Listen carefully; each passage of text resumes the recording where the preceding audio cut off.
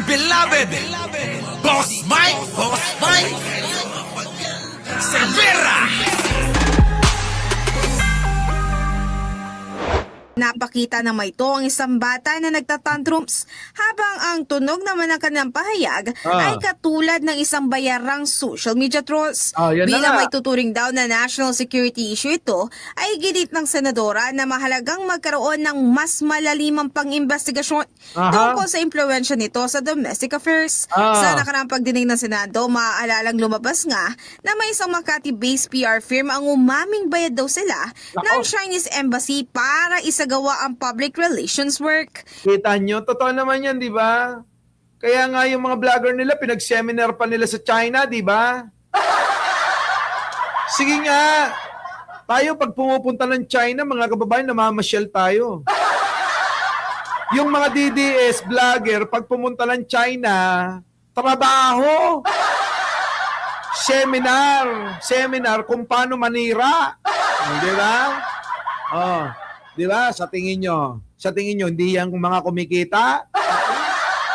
In the heart of changing lives. Kita nyo mga kababayan ko. Buti pa, eto, masasabi ko, buti pa si Risa. Bokal na ipagtanggol ang mga Pilipino. Pero si Marcoleta, bokal din naman. Bokal kapag tinanggal nyo yung piloka. Mga kababayan ko. Wag yung sasabunutan Baka pag nakita nyo, sabunutan nyo si Marcoleta, wag naman. Di ba? Ayun, nandoon, humihimod sa puwet ng China. Ganyan, mga kababayan ko dito na tayo, mga kababayan ko, maiba naman. Maiba naman tayo, mga kababayan. Eto na nga, nako, Manny Pacquiao.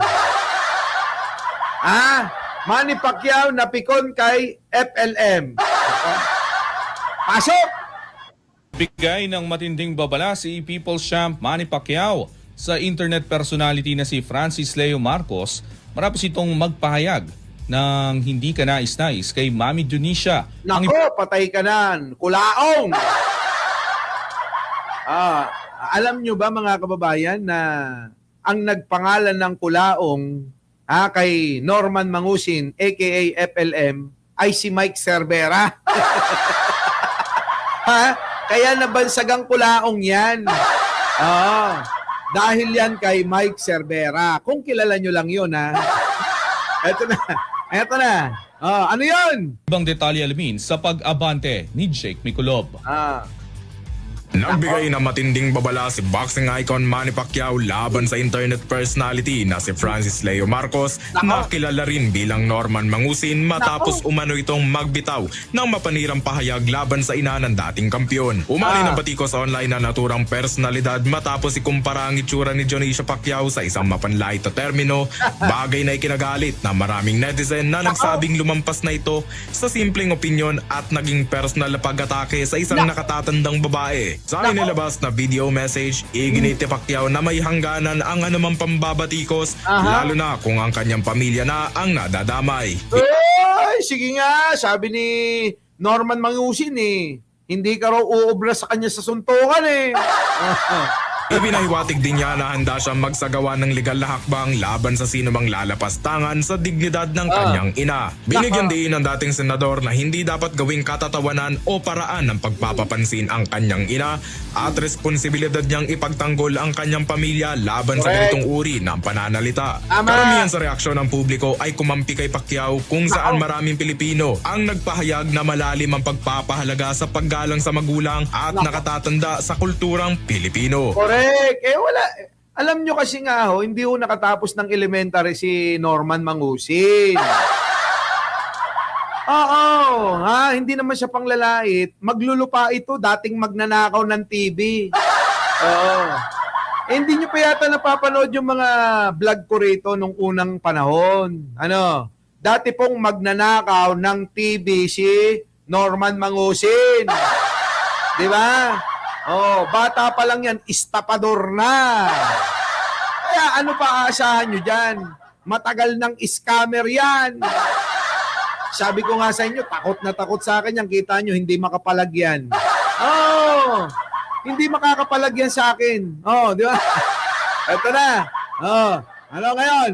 Oh, paano na? Yari ka kay Pacquiao. Ano sagot mo? Oh, pasok natin. Banatan ako senador ngayon. Boss, Nako, may babanatan daw senador. Sino? Si Pacquiao?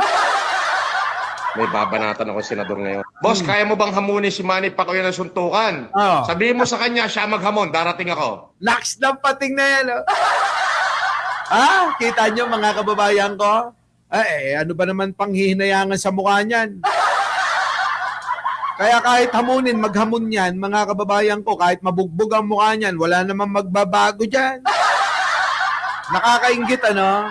Minsan nakakaingit din yung ganitong mukha. Kahit makipagbardagulan, kahit na bugbugin mo yung mukha, walang magbabago, di ba? Kung tulad ng mukha ko naman, di ba? Ang mabubugbog, naku, nakakapanghinayang. Ano? Pacquiao, wala ka pala eh. Wala, wala ito. Wala, puro ka lang daw salita, Pacquiao. Suntukan. Sabihin mo sa kanya, siya maghamon, darating ako. Nako. Sige. Wala ka mong gloves, ha? Wala daw gloves, Pacquiao, wala, takot si Pacquiao. Kamao. Laban ako dyan. Nako. Sinabi ko naman sa inyo, may saltik din ako eh. Putang ina, hindi pa isinisilang yung taong sisindak sa akin eh. Inumpisahan niyo ako. Sa madalit sabi, may pagkakataon na nag-promote si Senator Manny ng sarili niyang laban, yung Pacquiao Matisi fight. And there is a big money amount involved.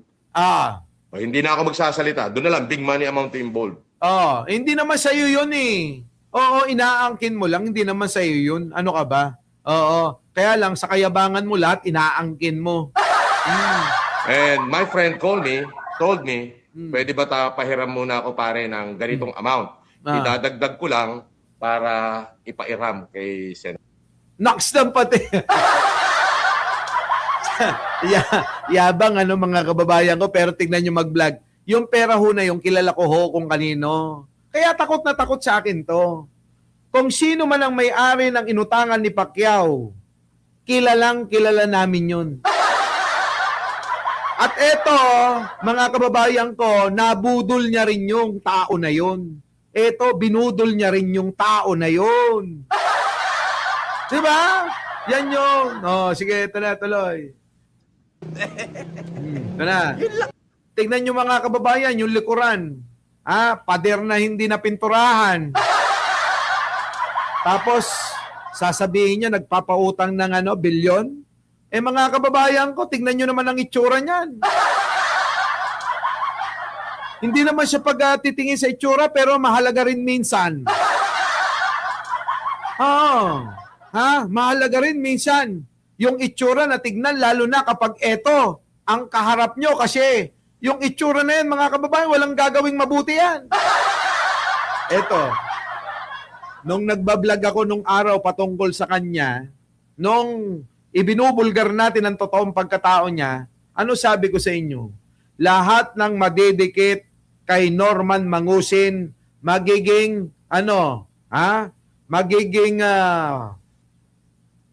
yung buhay nila masisira. Di ba? Sinabi ko yan. Masisira ang lahat ng buhay ng mga tao na didikit kay Norman Mangusin. Di ba yung nagkatotoo? Nasaan dyan si Mactandame? Lahat ng mga taong dumikit dito, hinututan niya ng pera. Pinangakuan na paglabas niya, ay papalitan niya ng mga ginto. Gold bar. Dahil nga mga kababayan, nagpakilala na mayaman daw siya. Trilyonaryo daw siya. Hindi ba sila nagtataka?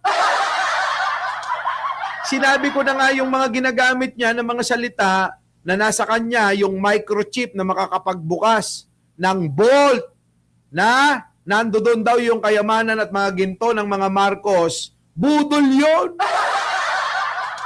Diba? Budol yun! Pero ano nangyari? Pinagkatiwalaan nyo pa rin to. Ngayon, di ba, nasaan na yung mga 5 mommies na sumuporta dito? Ayun, hinahabol siya. Bakit?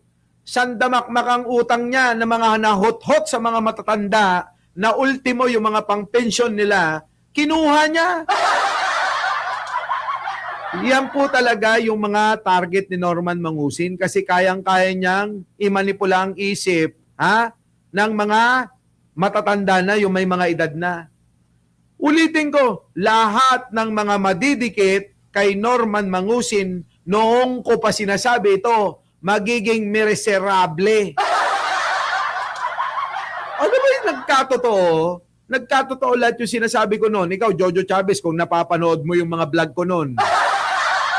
Di ba? Oh, nawala rito yung mga iba pa na mga dati, yung mga nanonood sa akin. Hindi yung, karamihan na kasi sa inyo, mga basher ko noon eh. Di ba? Karamihan sa inyo noon, galit sa akin kasi inuupakan ko tong negro na to eh. Di ba? Tama ba? Oo, marami dito. Sila Ninang Lilito Nini. Yang mga yang galit na galit sa akin noon. Dahil daw bakit ko daw sinisiraan. Parang ngayon, galit na galit si Jojo Chavez kapag kabinabanatan ko si Martin Romualdez. Di ba?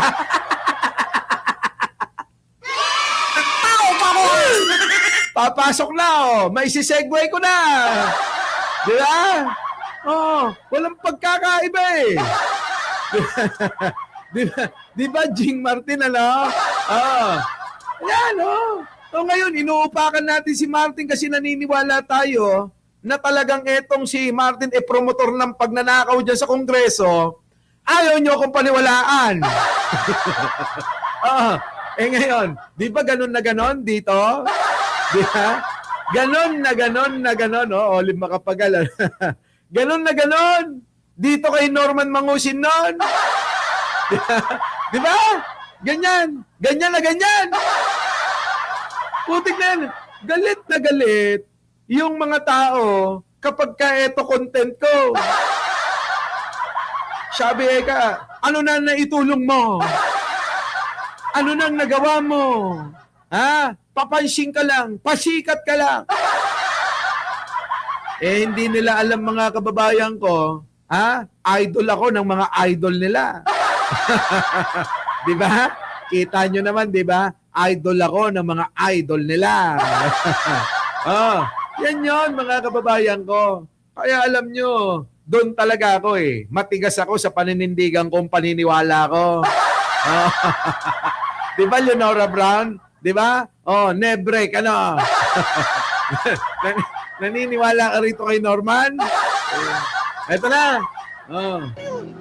Nothing personal. That's it.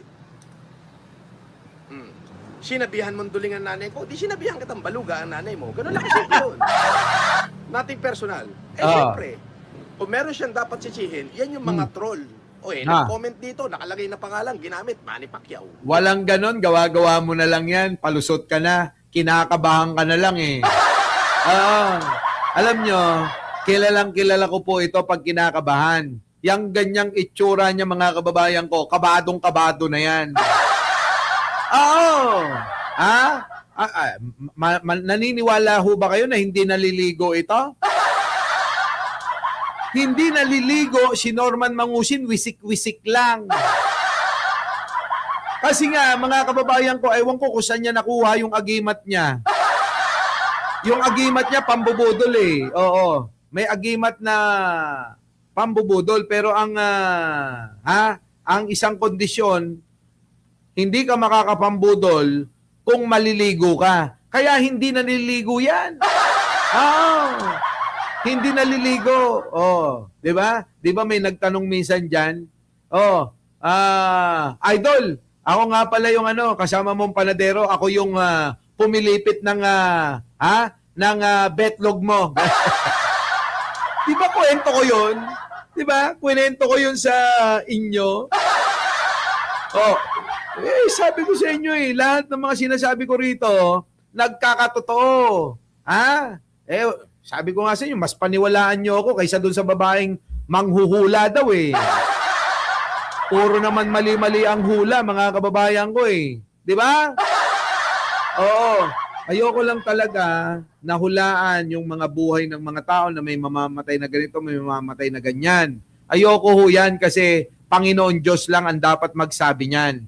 At yung mga mangyayaring mga sakuna, ganito ganyan, hindi ho dapat pinagsasabihan, mga kababayan. Kasi taon-taon may sakuna naman. Di ba? Isipin nyo maigi. Diyos ang nakakaalam niyan. Kaya ayokong gamitin yung mga ganyan eh. Pero pag pinilit nyo ako, pag pinilit nyo ako, huhulaan ko kayo ng love life lang ninyo. Yun. Doon love life mga kababayan ko. Ay, mahuhulaan ko talaga. Sa totoo lang mga kababayan, yung mga hinulaan ko mga babae, lahat nagkatotoo eh. Oo, lahat nagkatotoo. Sabi ko, sa hula ko, kay Jen Angeles nga, hinulaan ko eh. Sabi ko, ikaw ay magkaka-boyfriend at doon ka liligaya sa isang lalaking manghuhula.